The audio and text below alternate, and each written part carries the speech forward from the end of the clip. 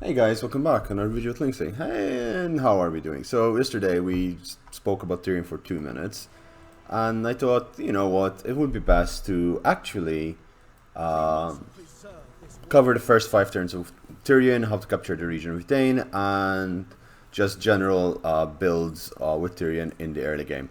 Now, of course, I'm just gonna put it on legendary, and if you guys do enjoy this, and can then give you around turn 50 to turn 60, and then from turn 100 to turn 120 later on as well. Just let me know. I'll just have to play the campaign, but that shouldn't take me more than a few days.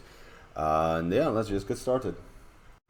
So here we are inside the campaign, and the first things first. So you start with Tyrion and his army, which we discussed earlier. You do start with a noble.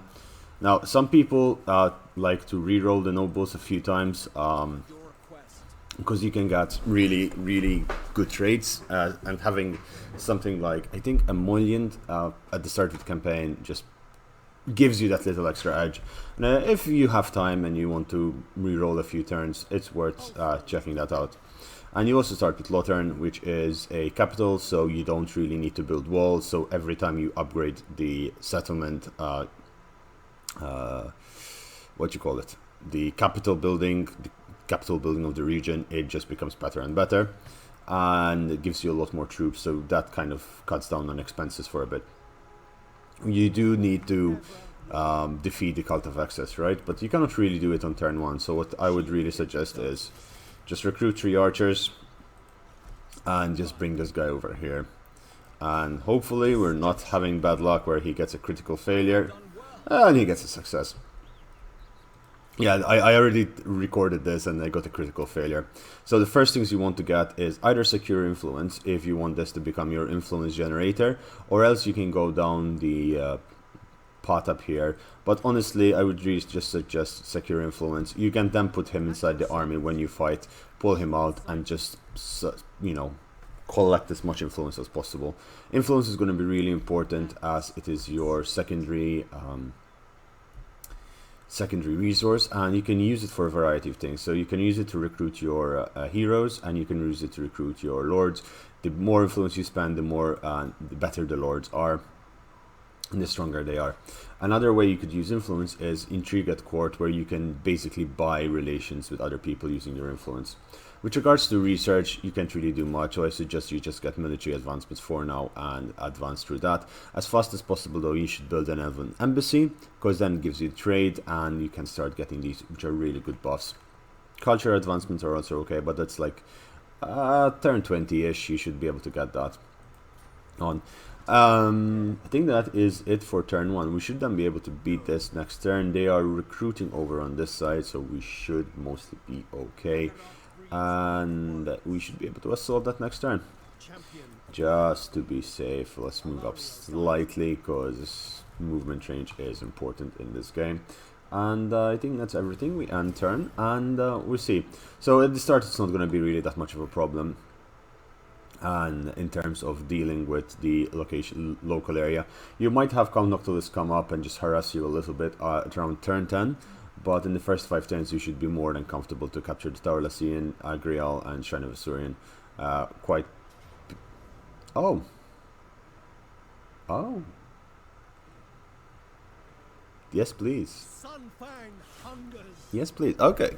Maybe that's because I moved up slightly. Usually I just stay in the city itself and not attack, but this kind of works for me. We should be able to beat them relatively easily, as long as we use our Silver Herms and Itmar Chariots to kite these guys. I say that, but it might be a pain in the ass because there's so much vegetation. We do have a small hill, and there, since they're attacking, we'll be fine. Plus Tyrion is a beast, and he should be able to tank most of those Dread Spears. White Lines of Trace should be also doing okay. Yeah, we got this hill and fight up here. The main issue is they have more cavalry than we do, so that's going to be a pain in the ass. Not cavalry, sorry, archers than we do, so it's going to be a pain, but our cavalry should be able to deal with everything they have. Just deploy like this. If you want to go slightly forward, it's fine. The chariots over here will do a really good job against pretty much all of these dark shards. Just don't get shot by them, because dark shards have really good armor piercing. And you go forwards. and we should be able to deal with it. Again, these few first fights are important in regards of... Okay, he's gonna shoot. Dodge. So this is another trick you could use in the game. Zigzag as much as possible, and it will confuse the AI significantly. Okay. You go up there, and go back there. And charging. Those chariots should be able to do a really decent amount of damage by themselves. And just keep charging. Just don't stop with them, they need to keep moving, because if they do stop, they do take a lot of damage. And melee, as you can see, that charge didn't kill that many, but it is definitely taking health down. And if they go around Tyrion, it should be good for us. And you, it's time for you to come down this way. If those guys die, then... Yeah, these chariots are just doing a lot of damage. The main problem is they're getting stuck in the middle of those dread spears, and that's not going to be fun.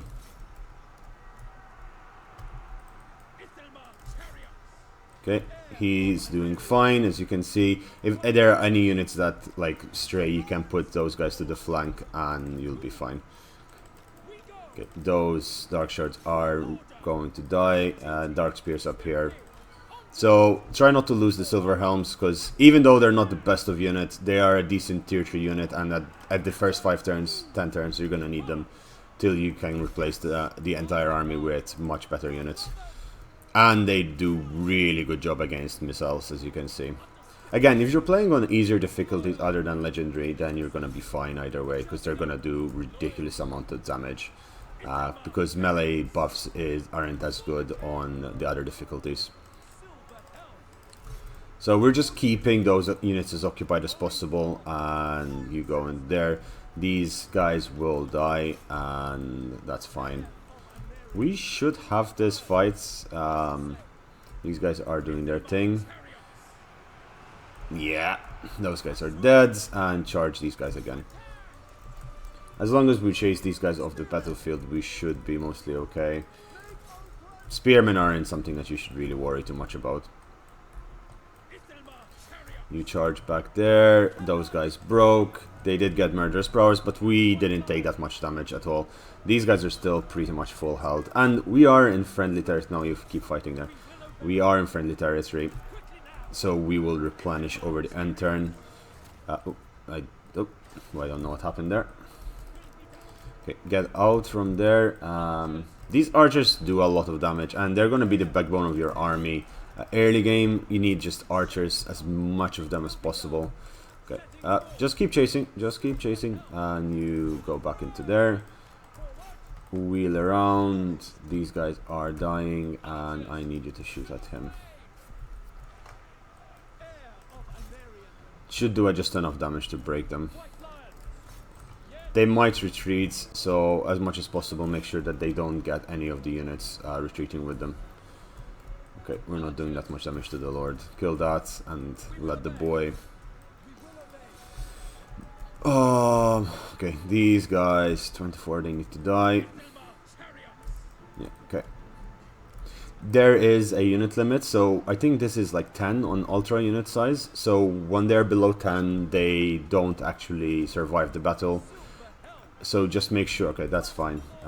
That's dead. This one will survive, but most of the other troops will not. These spearmen will survive, but after that's dead, I'll chase them down with the chariots. And you're gonna shoot them, because that is the situation we're in. How many of them are then? Get them down to 10. Okay, white lions are being useful. Just chasing away units. Where is the general? Oh, he's running after white lions. Beautiful. They're down to 8. Come down this way.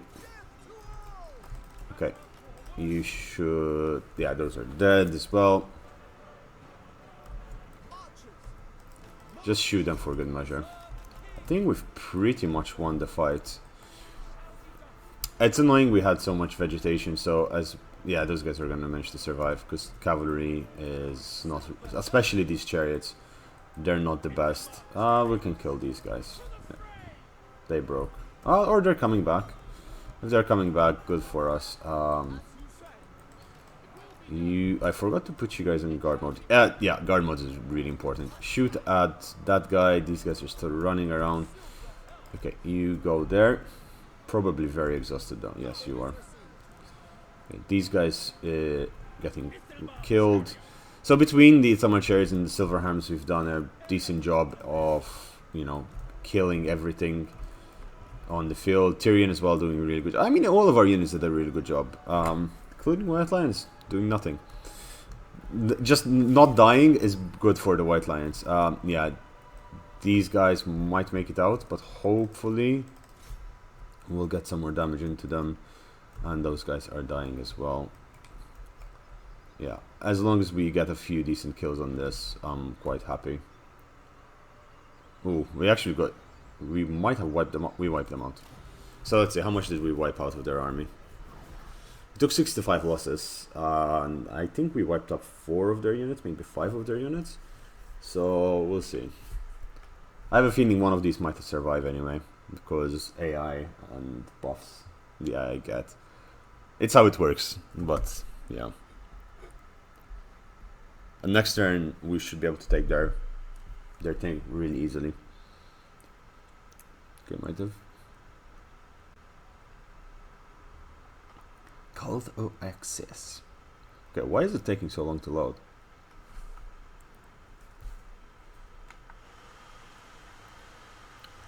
Put the fan on. I hope you guys can't hear that. Well, you shouldn't, but maybe. Okay, that's taking probably load all them up. Yeah, we've killed everything except the general. That's good for us. You can take gold, but honestly, in this situation, forced labor. Make sure you have full recovery. He forced march back in, so he's not recruiting anything. That's good for us. And he'll recruit over there, and that's even better because now we can get there. Oh, he even went to capture Shrine of Asuryan. That's perfect. This means he didn't damage his army significantly. That was on this side to capture the settlement. Phoenix Gate, Heart of Avalon. That's fine. And we have a better army now. We have more archers. Tyrion himself, just give him Root Marcher. You need to get Lightning Strike. After Lightning Strike, you need Majesty of Alt 1, which is around rank 12. In the meanwhile, you can give him either some Sword Player or Inspiring Presence, whatever. But you do need Majesty of Alt 1. That is something that you really need to get to. Sense of Urgency and Righteous Cause. These are all ridiculously good. Especially Unifier, plus more Public Order, all provinces, and diplomatic relations with the High Elves. And this one, Sense of Urgency, gives you global recruitment reduction and more capacity, so you can basically recruit anything in global really fast. Let's wipe that out and build our army up. Now we should really fight this fight, otherwise we're going to take a lot of attrition, but you could auto-resolve this quite easily, and it would, I mean, you'll end up taking damage and it will slow down your process. But when you slow down your process, especially when playing on harder difficulty, so hard, very hard and legendary, you're going to give the AI that extra turn or two, which is enough for the AI to recruit 6 or 7 extra units, even more. And those extra units are a pain in the ass to deal with. You could even get you know, higher tiered units, etc.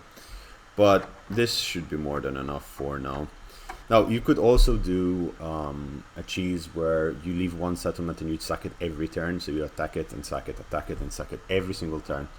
And we might do that if we had the opportunity with Shrine of Asuryan, but you don't always get the opportunity for a variety of reasons. So I'm just deploying again. Whenever you find a hill, deploy your archers on a hill. You're the High Elves, right? So you usually have the range and the damage that comes from the range. Get the chariots into position, the troops in position. There you go. Put these guys forward and get the chariots behind. Get the silver hams behind, and you move forward. We should do this relatively easily. His lord is not really going to survive this without any damage, and he does have bleak swords, which are horribly bad in this scenario. Dodge the arrows as much as you can, but as you can see, they're taking a lot of damage. Just from our archers. Our archers are much stronger than they were in the other fights, mostly because we have 3 more and we're melting anything they have, apart from the fact that we're also recharging his archers. Okay, you go into there and you go into there, and I need you to charge into those bleak swords and do as much damage as possible. You just charge through and do your thing and go into there. Those guys won't get into position properly. I mean, a rear charge like that from anti-infantry cav is not going to do that much in this game, but it just does enough. Kill the archers and we should have won this. Minimal losses as well. For fuck's sake. My mouse is breaking and it keeps doing weird shit. You could kill that guy, it would be great. Shoot at the dread spears. The lions, you should be doing okay over there. And this guy should take a lot of damage from the silver helms themselves, cause, well, reasons. They get murderous prowess, it means their armies are almost dying, and those bleak swords are melting. There's no need of killing the units in the settlement, because you just need to break them. Army losses are inflicted very easily. Once you get army losses inflicted, it just makes an entire difference. Charge into that, and you charge out. Again, yeah, you have guard mode on. Kill those guys. That's running off. These guys took some damage. He killed a few, but again, he's a lord. Every time he shoots, he pretty much kills one. Just try to dodge as much as possible. Those dread spears are broken, and those guys are dead. And army losses are inflicted. That's GG. We took some damage in our silver helms and our front line, but that's pretty much it. And I think, yeah.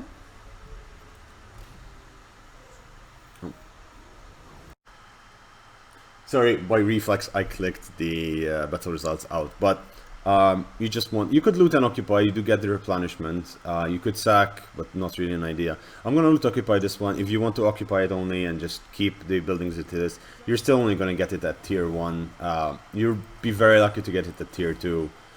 I would say keep the Elven Craftsman. It is replenishment, etc. Sorry, not replenishment. It does give you Elven Trinkets, which is really good for trade. Now, talking about trade, we should look at the diplomacy and see who likes us the best, and we're gonna try and get some trading in. This is gonna be really important. I should have done this the last turn, but we didn't, so that's fine. With the elves, you want to try and get as many trade agreements and non-aggression pacts as possible. Kalandor and Illyrian will most probably attack you. Scrounging Cane, Sufferfee as well. That's fine. Oh, there's the Broken Axe. Yeah, I forgot that the Broken Axe is over here every single time. And Gentleman Jenkins. So we've captured the Tower of Lysyrian, and you know what we need to do now is recruit more of these guys. These archers are going to really help in just overall the fights over there. Now, you always want to get wary. For your main lords, you want wary because this gives you less chance of getting sniped by enemy heroes and ambush defense chance. There are some factions like the Skaven which will absolutely destroy you with ambushes, so this is the thing to do. Now, as you notice, we are -46. We will get conquest off next turn, but it is going to, after we take Agriol and we're gonna be constantly raiding Shrine of Asuryan, we're gonna have a few rebellions. Don't worry about it, you need those. You see, Tyrion is a decent lord, as you can see already, but he gets really strong around level 20, so that's what you want to get. You're building this, you're fixing all of this, and that's your second turn off and ready to go. Your research is done, and now I like going down this way and then get Archery Prowess after. I'm going to get this mostly because of the weapon strength, but if you want to go for Archery Prowess, reload time for your archers. Well, actually no, to be honest. Because this gives you the recruit tank, but we're recruiting faster. Let's go with Archer Prowess for this one, because it does give you 15 reload time for archers, and our army is mostly archers. I am not sure why you did that, sir, but okay. And this guy, we didn't even use him in the fight. We could have, and it would have given us a little bit more experience, but that's fine. I'm gonna throw him here, and I'm gonna check what's up on that side. And I completely forgot about him. So So they don't have any troops here, so we should be able to get there on turn 4, and turn 5 will be the Shrine of Historian. And I think this is end turn. Next turn we should be able to get to Lothern and recruit at Lothern.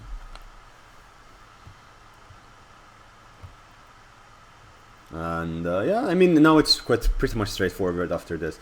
The interesting part is the turns afterwards. You're going to be able to get a lot of confederations with the High Elves. Make sure when you confederate, you do keep your public order in check and check what they have. If you are, yeah, I forgot about this. If you're a completely new player to Warhammer, and that would be absolutely okay. Keep in mind there is something called supply lines. Oh, failure, that's fine. So supply lines means that every army recruit will increase the cost of your overall armies, as it's just a way to deter you from spamming armies at the start of the campaign. Now, on hard mode it's relatively manageable, but on very hard and legendary it's 15% added cost per unit, so that will build up really quickly. Our army over here is building up really nicely. We are going to get tier 2 over here soon, and that means we'll be able to build some cool stuff as well. I think this is enough for now for turn 3, turn 4, and we should be able to get Agriel at least by turn 5, and then Shrine of Historian by turn 6. But I'm pretty certain you could do it, but the positionings need to be perfect of how you move, and I'm not always like that. They did move their army over there, so that's going to be a fight, but we should be able to beat it relatively easily. They don't have that many troops, and even though if they recruit, we'll be able to beat them quite comfortably, I believe. So, yeah, and they have Secure Influence. He did level up, so we'll give him Specialist twice. And yeah, you need to make sure you get here, because sometimes you accidentally move into the sea and it causes chaos. And we're gonna beat this guy over here. Blackguard Corsairs are really, bad units in general. In this situation, they can be really good units, especially in the hands of Lokir, which is another legendary lords for the Dark Elves. The Dark Shards with shields are the strongest units they have up after their general, but we should win this the same way we're winning the others. Distract with the cavalry and kill everything else with Tyrion and the archers. Our archers are much stronger than they are led, like the balanced power balances it out to be. So your archers, then the High Elves, they do ridiculous amounts of damage because they fire fast, they have long range. Their armor is not, their armor piercing is not that high. Their survivability is trash, so once they get into melee combat they're dead. But then that's why you eventually go into the Sisters of Avernorn. And to get the High Elves properly played, you need the DLC with the Queen and the Crown, where you got the Sisters of Avernorn, you get Ariel, the Ever Queen, and it's just amazing. Okay, now we're gonna do something called the Legend Checkerboard formation. Legend of Total War really likes this formation, and there's a reason why it works. It is ridiculously good. So you put your units something like this, and then you pull these guys back, and let's just fill it up to the sides, and you at the back, because I am a sucker for symmetry. You go that flank, you go that flank.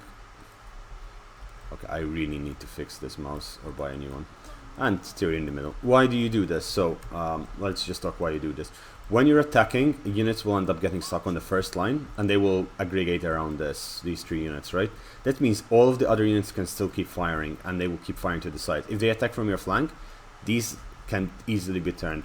Now, I did them a little bit of a wide because I am pretty sure I can manage the army that's coming. But if you want them to be really maneuverable, do them like this, and they can move like on like a quarter basically, really quickly. So now let's get started. Oh, they even started over there, which is good for us. We're just gonna fast forward for now. Move over here, and just let's get the party going. They're actually going for my chariots and my big boys over here. Okay, pull these guys back. You move there. I'm glad they're coming for here, especially with their archers. Splitting their army into sizable bite-sizable chunks is always a good thing. Okay, let's just charge in. These guys are... The main issue with them that they can fire while running away, so they're going to do a lot of damage. But they die really easily. And that's good for us. They're doing a lot of damage to us, but we should be okay. We're also doing a lot of damage to them. Dark Shards with shields. These guys are the meat and potatoes of their army, and we need to get rid of them as much as possible. See what I mean? Their army is just getting slaughtered by our archers, and that's mostly because it's half, you know, half of it is fighting our cavalry and our chariots, and that's good for us. Once they get melted, it will be absolutely easy for us to just manage everything else. All of you, guard mode for reasons. You are taking a lot of damage, sir. Get out and charge into there. And you come back here. Yeah, these Black Art Corsairs are getting melted, and that's good. Okay, you started dying. Get out. I do want to keep you alive because you are a decent unit, and you're taking a ridiculous amounts of damage there. This army is melted over there. The White Lions of Trace doing exactly what they usually do. Die in pieces. Charging these guys in the rear. Always satisfying. Always satisfying. And remember, guys, I play on minimum graphics, right? This game is just gorgeous. So all of this is pretty much done. I do need some support over here because these guys are beating the living bejesus out of us. You go up there and you did your job. Get out. And okay, these guys are pretty much melting. Shoot that. Shoot that. Don't want to shoot the Lord. There's no point in shooting the Lord right now. I mean, there is a little, but not that. It's not that worth it.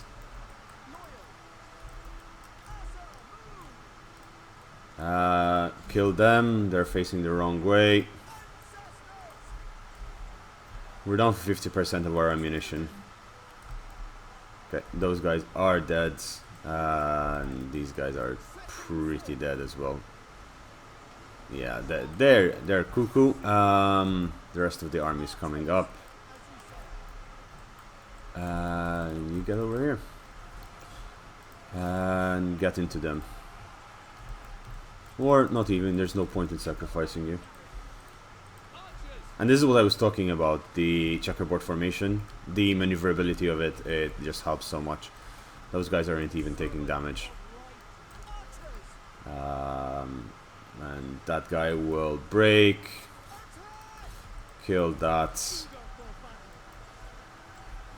They're also doing a lot of friendly fire over there. I'm not sure if you saw how many of the units died. But there's a lot of friendly fire there. That guy is going to die. He has no chance. Armor piercing. They're breaking. Army loss penalties. GG. And that's the cult of excess pretty much. This was their last proper army. And they will start building another one, but we did well. So as you can see, our losses are minimal. The White Lions did get a few kills, but they're not that good. Our chariots and our cavalry did get a lot of damage done to them by the Black Ark Corsairs, because they can run and shoot, but otherwise they're not really that good. As you can see, they barely got any kills themselves. The Dark Shards got a few kills, and the Bleak Swords, but that's just about it. And that was mostly again on the White Lions. We take the settlement. Again, we're gonna loot and occupy, mostly because I do want the replenishment on those units. I'm still gonna get wary on him again, and I'm gonna wait. And we're gonna go and raid the Shrine of Asurinus a little bit more. Now we do have some money, so what do we want to build? We want to build the Elven Embassy as fast as possible, but we can't do that for now. So we're gonna build a homestead. That will give us the growth we need, and it will be very fast. Do you build the military building? No. These units are rather Bash. Tilbury Guard are okay, I guess, and Lothar Sea Guard, but you're not going to really need to use them unless you need to recruit them for some form of mission or quest. So I'd really suggest you just build either this, which does give you something, or the Plaza for balance of power. But really and truly, there's not much you want to build right now. But then on tier 3, when you get to tier 3, you need the Archive, and maybe build the Shrine of Isurian, because that will protect you from when you get the Chaos, and not the Chaos, the Vampiric Corruption that the